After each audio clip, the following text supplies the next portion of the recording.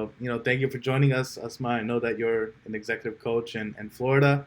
And what I'll be doing is I'll be dropping your LinkedIn into the description, part of the podcast so people can see. But for those who will be watching this before clicking the links, why don't you take like maybe 1 minute to introduce yourself, talk about what you do now, quick recap of your education and experience, stuff like that.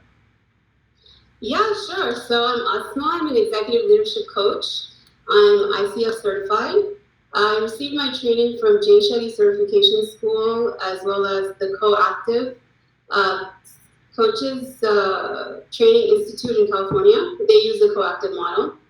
I work with executives, leaders, and professionals, and I help them overcome their challenges and achieve their goals.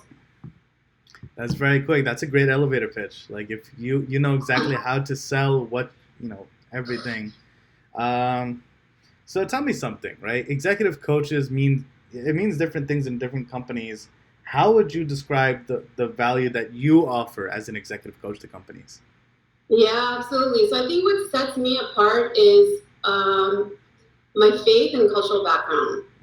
And so that's mostly why I think I attract, South Asian Muslim clients, especially women leaders. That's most often who I work with. And the reason being is just that we share similar experiences, similar perspectives. And so I think I understand the context of the sessions more so than anyone else. So I think that's mostly what sets me apart. Other than that, I've had a lot of experience in the nonprofit leadership space. My education, my undergrad was social science and education, so I taught for a year, so I'm familiar with the educational space as well as the nonprofit space. So I think leadership and then being South Asian and Muslim kind of all makes me a little different. Oh, absolutely. I mean, when you layer everything, like if you take each unique experience, it's already amazing. But then when you layer them together, you get a diverse background. That's definitely an asset, and companies can use that and benefit from that. And I will say this with regards to education and nonprofit. I mean, there's so much passion in these places. So it's not that there's not a lot of folks working in them, but our problem is a shortage of competent, experienced, educated folks running things in education or running things in nonprofits, because everyone wants to help out. You'll never have a shortage of people helping out. Yeah. But then leading is totally different from just helping or doing. So it's great. It's great that you're involved in that capacity. I 100% agree with you on that. I think that there is, clearly you have to be passionate about, in order for you to go and serve. Yeah. Whether it's in school as a teacher or a principal or as a community leader. So the passion is definitely there to serve. I agree with you. What's lacking is the leadership development. But the good news is it's easy to learn. These are skills that you can learn. And once you learn them, you continue to practice them and hone them and develop them throughout your career. So it's definitely something worth investing in, especially if you are, in the educational space or in the nonprofit leadership space, for sure. So build for us a timeline where and so start with college, where you went to college, and then from there the advanced degree, because I know you went to a lot of amazing universities. I was blown away. So build for us a timeline from college until now. Yeah, absolutely. So I went to college in the Panhandle. We lived in the Panhandle for some time. I graduated from Florida State, degree in social science and education. I taught for a year in Islamic school. I was married, I had kids, I took a long break, with my educational career. But I was always involved in some way or another with the community. I love nonprofits, I love being in the leadership space. So either I was fundraising, or I was on a board, or I was leading, or just connecting people that I knew who needed help or support. And then eventually in 2012, I believe, I was inspired to start my own organization, which was Muse Movement. And this was an arts nonprofit based in Orlando, Florida. It was a success, but then life got in the way and I had to step away from it, and eventually I had to close it down because I couldn't sustain it. Following that, I decided to, go back to school during the pandemic. And following my passion and my heart, which was always, in the leadership space, just wondering what I could have done different with men's movement, or what, things to learn and grow from. I took an executive certificate course, which was offered during the pandemic. And the pandemic was an awesome time to go online. Yeah. Everything came online. And at the same time, there was a movement for educating women leaders. And so Yale was offering a brand new program, Executive Leadership for Women. I took that course. It was very eye-opening. And once I completed that, I was like, wow, there's a lot to learn here. And so then I took the Cornell Executive course, Psychology of Leadership, and that was incredible as well. And around the same time, I discovered coaching. So I started off with Jane Shetty and completed that certification, decided I needed more science. So I decided to go with Coactive, which is affiliated with Harvard's Institute of Coaching. And this was a life-changing experience. It was 18 intense months of coaching. And at the end of it, you are ICF certified, plus you have over 200 hours of coaching and training. And that I just completed in November. And in the middle, I forgot to mention, I did decide to take up a master's in organizational leadership at Johns Hopkins. And all of this, mind you, is online because I am a mom. So I still have 2 teenagers at home, that I'm raising. So it fits right into my schedule. I love the learning, I love the learning aspect. And this is actually a really good lesson for the people that you mentor, is the learning never ends. Yeah. And investing in yourself, it never ends. And it's one of the most important things you can do. And if we look at, the way the world is going, investing in yourself and really developing your expertise is the number one thing that you can do to help you stand out. And you're familiar with the business world. People are getting laid off. People are getting, resigning. It's a constant change happening. And so it's important for someone in the workforce or in the job market to understand really who they are, what they stand for, and what their strengths are, and how they can leverage them. So, 100%. I can say your education is definitely very impressive, and it's going to be inspiring. It's going to be inspiring. You're the first executive coach I've met that's actually been a woman, and not just a woman, also a Muslim. So I haven't met any Muslim coaches, right? It's very male-dominated here in New York, at least. All of them have been men, and none of them have been Muslim, and I was very surprised, just because I was like, why is this a space that we haven't really, not to say dominated, but I said, why haven't I run into any executive coaches, particularly when I've been at the C-level for 5 years and I consult with a lot of companies. I'm like, where are the Muslim coaches at, right?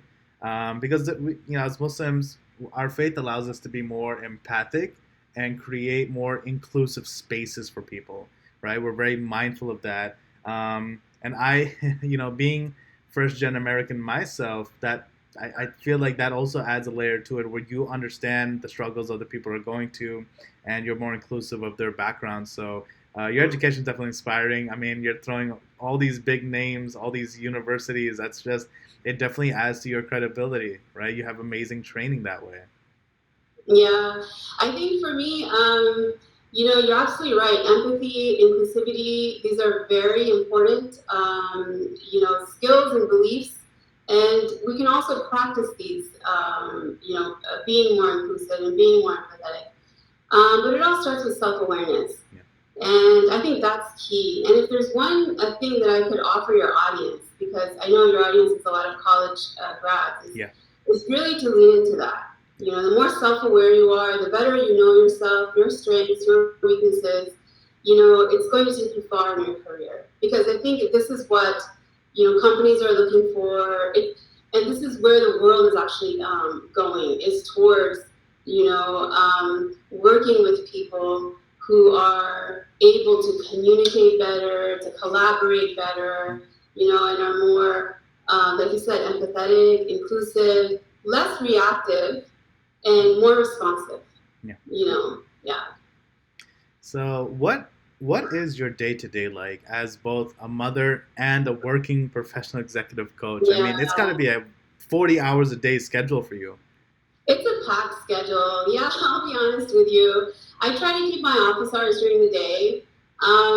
Coaching is different than other professions. It does, I don't want to say it drains you, but it takes a lot of energy. It's a skill that you have to learn and develop. there's a lot of deep listening involved. And you have experience with coaching, I'm sure. So I only see maximum 4 clients a day. And so I just, stack my days in that sense where I have office hours, and then I have days where I'm out and about in the community, working with people, meeting people, growing my business. And then, fortunately, my kids are older and more independent now. Yeah. So, after 4 or 5 o'clock, I usually keep that time for my family. Oh, 100%. And you mentioned how draining it is. A lot of my work is interacting with new people, and I can say it can get draining because there's some days where you have energy to engage with new, people you don't know. I feel like those interactions are more draining than when you're talking to an old face. You're talking to someone you already know. Yeah. I wouldn't say it's draining. It's extremely rewarding. It's fascinating and it's extremely rewarding. And especially when I see transformation in my clients, that really, like solidifies that whole, my career, and why I'm doing what I'm doing. So I find a lot of joy in that. It's pure service. And I think the part, it does though, it's like it's like an energy transference because you have this very intimate relationship with your client, and it does, require a lot of energy. So I think for that reason, most coaches only see maybe 3 or 4 clients a day, And then, the before and after is just as important. I stay in touch with my clients. I'm always, reaching out to them between sessions, offering resources, additional reflection, questions, help, whatever they need. So it's it's exciting for me and rewarding as well. Yeah, for sure. Oh, it's got to be validating when you leave a client in a better situation than when they came to you. Yeah, for sure. So when you work with your clients, I mean, would you say a lot of your work is regional, like sort of within Florida or within maybe those neighboring states, or all over the U.S.? Actually, I have clients worldwide. The beauty of it for me is that, because I do have a family and, extended family close by, it's flexible. So, I see my clients on Zoom or over the phone, and my clients are all over the world. We just adjust time zones and we make it work. Yeah. Wow, that's amazing. I mean, it sounds like that's something that is a little bit lifestyle friendly for anyone who might be interested in that sort of field. Let me ask you, so what do you ever work with other executive coaches? I mean, or do you feel like you kind of own the entire experience end to end? You mean with my clients? Yeah. Like, do you ever have to collaborate with other coaches that... No, I haven't done that. I haven't collaborated with anyone per se on a single client. Yeah. Usually my clients, sign up with me for 3 to 6 months or even a year, and we work together in helping them, with their goals or whatever outcomes they want to achieve. But one thing I've just started is I joined an organization in India by the name of Led By. It's a brilliant organization. It's only 3 years old. It's a nonprofit organization. And the founder's goal is to help Muslim women in India develop the leadership skills they need to succeed in the workforce there. Apparently, only 2% of the workforce in India is Muslim. So, and I did not know that. So I'm really honored and excited to be working with a team of coaches in that sense, to help the next cohort of 30 Muslim women professionals in India and succeed in their careers. So that's one thing that I'm doing. That's definitely great. I mean, good shout out to them, and definitely send me like a link or something so I can put that in the description in case people want to maybe get involved, learn more about their mission. That could be a great resource. So you have your own, I know you have like your own consulting company or practice that you work out of with your coaching. What would you say is the hardest part of, I guess, maybe being your own boss, so to speak? Yeah, I think managing the business, I think, you spoke to my husband, I think he would agree. It's hard to do both. And what I'm discovering is that I think it's probably better to have a team behind you to deal with the marketing and everything else. Like for me, it's a creative endeavor. So whenever you start a business, that's one aspect of it. And the other aspect is actually being the coach. It's hard to do it all alone. So for me, the challenge is in the marketing. I find that very stressful. But I'm finding now, and my mentors have told me from the beginning, the best thing to do is just talk to people. Once you're able to answer their questions, they'll have a better understanding of what your services are, and then things move forward rapidly. And that's what I'm experiencing. So that part I enjoyed. But the actual marketing aspect of it, the social media and all that was pretty challenging initially. Yeah. Oh, absolutely. I mean, I talked to your husband, Dr. Chaudhry. I talked to a Salesforce TPM this morning, and he has his own consulting practice. And then even myself, I have agreed with both of them that marketing is the hardest thing. I think because marketing is something that when I was an individual contributor, companies managed it. I just had to do my job, like project management, product management. But now as a consultant, yeah, marketing is huge, and a surprising amount of business is done online. Like versus when I started working 10 plus years ago, it wasn't social media wasn't as relevant as it is today. It wasn't as important, right? And now it's like if you're an IT person but you don't have like a LinkedIn that's very active, it looks like a deficit. So you have to be posting nonstop. You have to have campaigns, raise awareness, posters, designs. God, yeah, it can be a headache. That was challenging for me, but I have to say AI is making things easier. I'm looking forward to that. Even creating the captions, it's getting easier, and all of these different platforms. I was reading something on Buffer yesterday that they're going to be using AI to create the captions for Instagram or whatever. So hopefully it'll get easier. And again, this goes back to my point. So it's all about developing your expertise. So you have to really hone in on your strengths, and this is for your audience, and really develop your strengths so that you can stand out.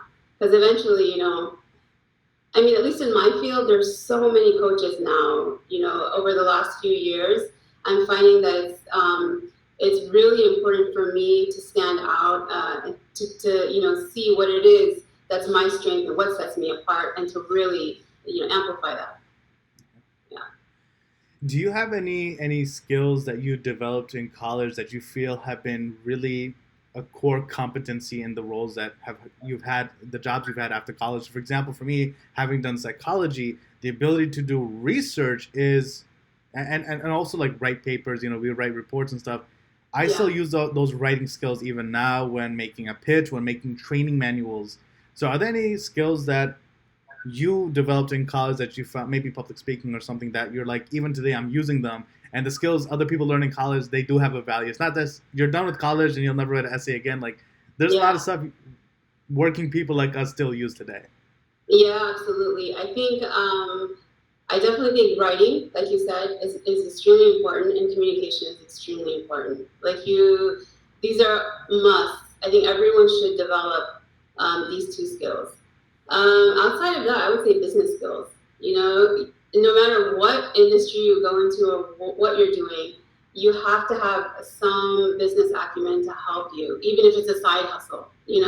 So if you have time in college to learn that, I think that would be a wonderful investment for someone.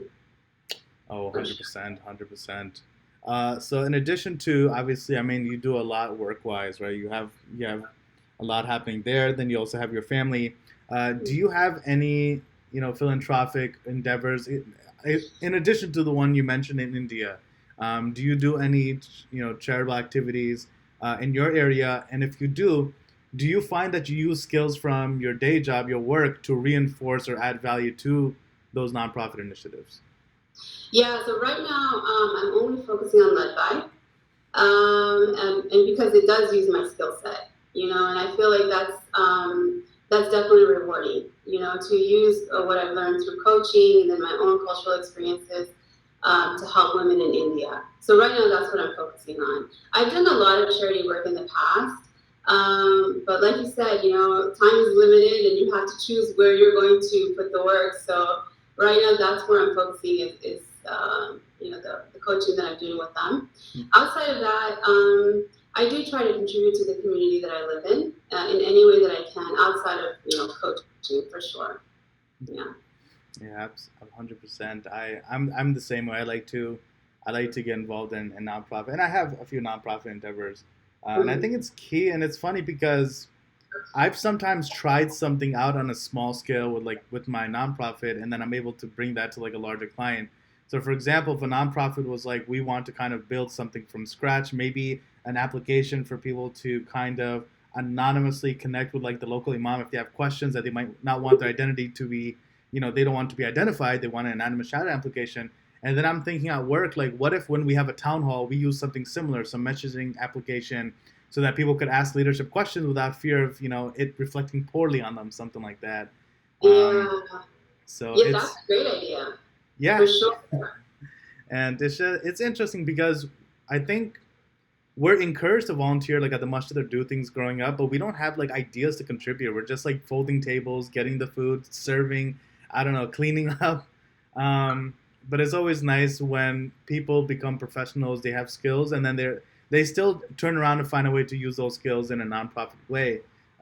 So I know you're involved, Dr. Chaudhry's involved, and alhamdulillah, everyone I've actually interviewed so far, they've all had a soft spot for the communities, and they've all been involved in nonprofit initiatives, which I think is great. It's always refreshing, right? Because it reinforces your own interest, and it reminds you that you can be a working professional and you can have a family, but your community will never sort of fall by the wayside. Like you'll always find a way to give back, and that's definitely A plus.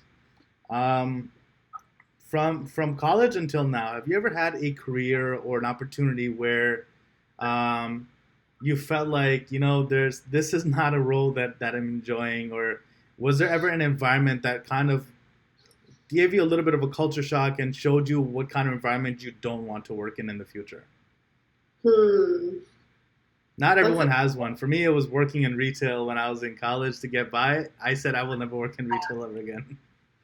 Yeah. It's a good one. This is sad to say, but I want to say I did work in a public school at one point, and I found it very stressful, unfortunately. And I think this is why I have so much empathy for teachers, because they have a lot on their plate. I think at that time I also had small children. Yep. And to teach in a public school, I mean, you have hundreds of kids, and not just the kids, but then you have the parents to deal with, in between. And then come home to your own kids. I couldn't do it. I think I only lasted maybe 6 months, and I was like, this is not sustainable for me, because when I come home to my kids, I am not, the mom that I want to be after a long day at school. So I think early on I decided for sure I don't think I could work in a public school. Yeah. It's funny you say that. My fiance is a special ed teacher. She recently had her foot broken, unfortunately, she does special ed. So a special ed student was throwing a tantrum. He picked up a desk and threw it and broke her foot. And she's only been working as a special ed teacher since September. So she's not even making the 6-month mark that you made. She was already like, I'm out. She's like, I'm going to go learn project management or IT or something. She's like, I can't do this. I'm getting beat up. Yeah, I totally understand. It's challenging. And now I think times are different than when I was in the public school, so I can imagine, especially with, all the threats that they face. It's sometimes not even safe, Yeah. So, yeah. Okay. So, have you ever had a difficult client? Have you ever had a conflict with a client where maybe their expectations didn't align with what your operational capabilities? And if so, how do you navigate dealing with a difficult client, but also preserving the relationship, right? How do you salvage the relationship in that situation? So I think in that sense, we have the freedom, to say to the client that, hey, this is not working out, and maybe I'm not the best fit for you, or maybe, you're looking for something else. And then to either refer them, or end, or terminate the relationship in some way or another. It's something, it's not done too often, because usually there is a process very early on. Yep. Before you even sign the client on, where you have something called like some people call it a discovery session. Yeah. But it's the initial, conversation that you have, and you can gauge the chemistry between the coach and the client to see if they're compatible. So that usually takes care of that. Mohammed? Oh. There you are. Yeah, Okay. sorry. No, your audio continued, but my camera, I guess, moved and turned off for a second. Okay. So, yeah, I hope that answers your question. So, yeah, there are difficult clients. Usually, I try to work through, whatever is the challenging aspect of the session. And the reason is because, our brains, they're used to certain patterns, and our behavior, our life is full of patterns, and it's hard to change sometimes. And many times, the shift and the change is so small, and it doesn't even happen during the session. It's usually between sessions where you'll see the shift, the client will notice the shift. Yeah. Like they'll have that aha moment. Sometimes it's in the session, when that happens, that's amazing. But a lot of times it's when the client is, at home reflecting or actually, incorporating a new behavior or changing the behavior is when the shift happens. And so I try to work through it as much as I can. But there are times if the client's not showing up, or they're just not committing, or sometimes there's other issues, that we have to address. And then in that case, we do have the freedom to, move forward with a different, decision. Yeah. So how would someone know, right? If someone's in college right now, they're either finishing up college, like they're a senior right now, or they're early career professional. How would they know, or how could they discover if becoming an executive coach is something for them, right? Like, how do you take that inventory and decide if that, if that career could be for you? Someone in college? Someone either finishing college or like early in their career. Someone mature enough to be thinking about like, where do they want to be long term? Yeah, I think it's to be a coach, you have to develop listening skills. So that's important. Like if you're someone who enjoys listening or has a knack for that, and that's something that it was funny when I started coaching, I never saw myself as a coach. But once I got into it, people were like, my friends and family were like, of course I see you as a coach. You've always been such a good listener. You're always so easy to talk to.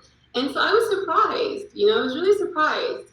But I guess that would be a little bit of a, piece of knowledge is to understand yourself and see if that's something that you do easily.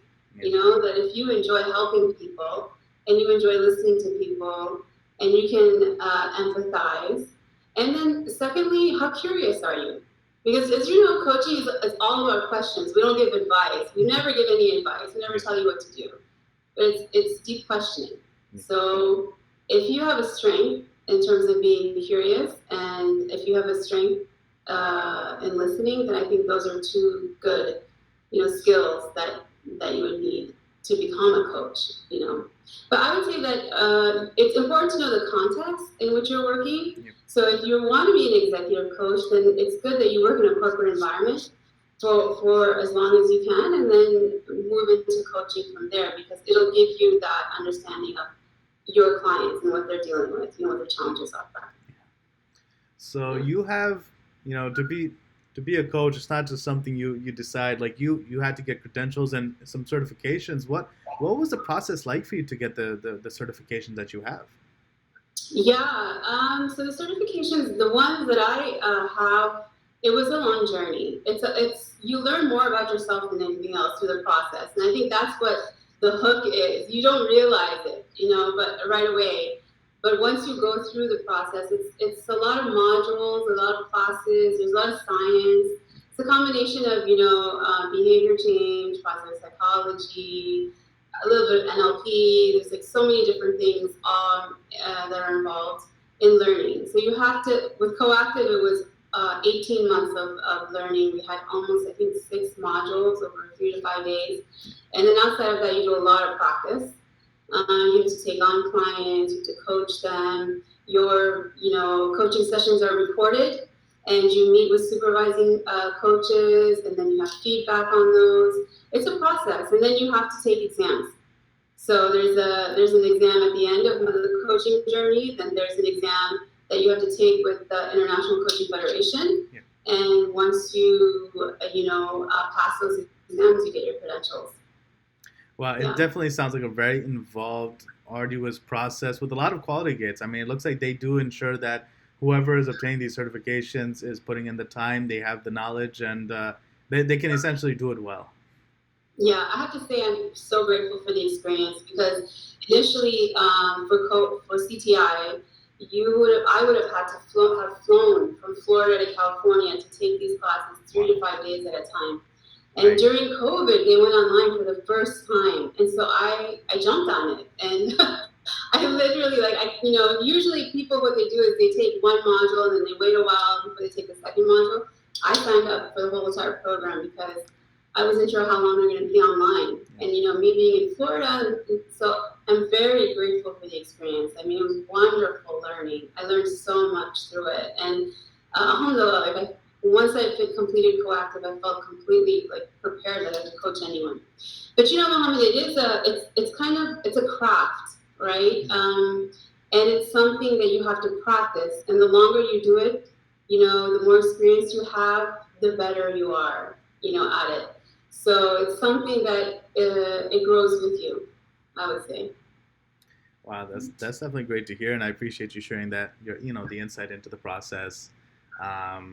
And are there any other certifications that you're working towards? I mean, is there any higher you can go? Are you ever really done getting those credentials, or there's more? Yeah, it's a fascinating journey. And I remember one of my coaches when I was in the program, and we were asking him questions like, well, what do we do next? What do we do? He's like, you could easily spend billions of dollars in this industry because there are so many certifications that you could, try and get.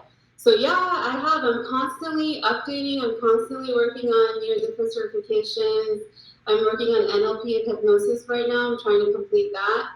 I signed up for an executive presence certificate through Wharton. I'm working on that. Wow. And then, one thing interesting that I found was that a lot of what I learned is so much ingrained in our own religion.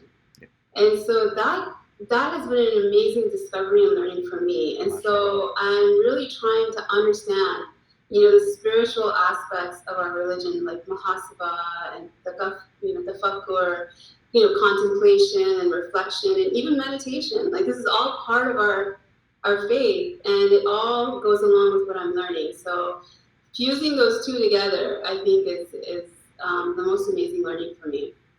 Alhamdulillah. Wow, thank you for sharing that. And I mean, Wharton is that's that's probably the most famous business school. So it's amazing that you're looking to get credentialed by them as well. That's incredible. If someone was interested in, your services, what is the best way for them to get in touch with you? And how would they even know that I or my company is in a space or in a place where we would benefit from an executive coach, like right now? Oh, for sure. There's so much evidence to back it up, There's science and there's evidence and there's research to prove that if you introduce coaching into the business with your clients, with your teams, it has an impressive impact on your bottom line as an organization and the performance of everyone, the employees. So you can reach me through my LinkedIn or on my website, empoweredheartcoaching.com. And if it's somebody who's looking for individual coaching, I offer sessions. Otherwise, I'd be more than happy to have a conversation about how we can get started with an organization and move in that direction. That's great to hear, and I'll be dropping your LinkedIn and your website into the description so people can get in touch with you. Closing remarks. It looks like we definitely will be keeping it under an hour today. Do you have any advice for people who are currently in the job market and maybe don't know why they aren't as successful as they would like to be? I mean, for me, what all I've told them is that just be consistent and be mindful. Don't burn yourself out and don't try too hard, or if something isn't working, look at your resume, look at yourself, because then something needs to change. Don't do the same thing over and over. That's insanity. So is there any pearls of wisdom that you can share with folks? Because it's a very uncertain time that's unprecedented. It's a very uncertain time. And I would say, it's hard to predict what's going to happen with your job. That's just how things are. But one thing you can do, and I think I keep saying the same thing, is like really work on yourself. Yep. You know, because companies are looking for certain, you know, skills and certain traits in their employees. And alhamdulillah, I would say, like, you know, South Asian community, the Muslim community, we're extremely competent, you know, extremely competent. Yep. But there's other areas that you can develop, you know, that will help you succeed in your career. And that would be, you know, your self-awareness, definitely. And, you know, coaches, everyone can't afford to hire an executive coach, Yeah. but there is a plethora of information online, you know, YouTube videos, books. There's so much out there in terms of building your self-awareness. You know, build your self-management skills. How do you communicate with others? You know, find your triggers, deal with the emotions, you know, try to be less reactive, more responsive, have empathy, all of these things. And finally, work on your productivity skills. You know, take action. I completed a course and became a certified partner with Mohammed Faris back in November, the Productive Muslim. And we teach these productivity masterclasses online. They are excellent and they are life-changing, and really help you kind of, you know, detach from you focusing on what the result is going to be, and rather focus on your intention, your hard work, and dua, you know. And it's a different way of approaching your life and your career. It's more heart-centered, you know. But I think if you can get these three things right, and then finally, you know, it's a journey, it's a process. Life is a journey, life is a process. It's all, you know, we're complex, you know, human beings, and there's layers and levels to our personalities and our nature. Yep. So just having compassion for yourself, you know, being patient, and continuing to work on those three things. And I think that would definitely add, you know, to anybody's success in their careers and in life, for sure. I wholeheartedly agree with everything you said, and I think a lot of people will find this because, you know, I can say things and other people can say things, but when they hear it more and more, because a lot of my guest speakers have said things very similar to what you've said, and I'm hoping it sinks in as more and more people say it, especially, you know, people with qualifications and know what they're talking about. So that definitely helps. And, you know, I just want to say thank you for giving us the time today, and it's been nice speaking with you. It's been nice learning more about what you do, because it's a very niche field. Yeah, you're welcome. It was a pleasure. I really enjoyed speaking with you too. And I'm here. If anyone needs help, you know, with anything, they have my LinkedIn and my website. So would be more than happy to have a conversation. Well, nice speaking with your sister, and inshallah, talk soon. All right. Thank you. Thank you, Mohammed. Of course. Assalamu alaikum. Walaikum assalam.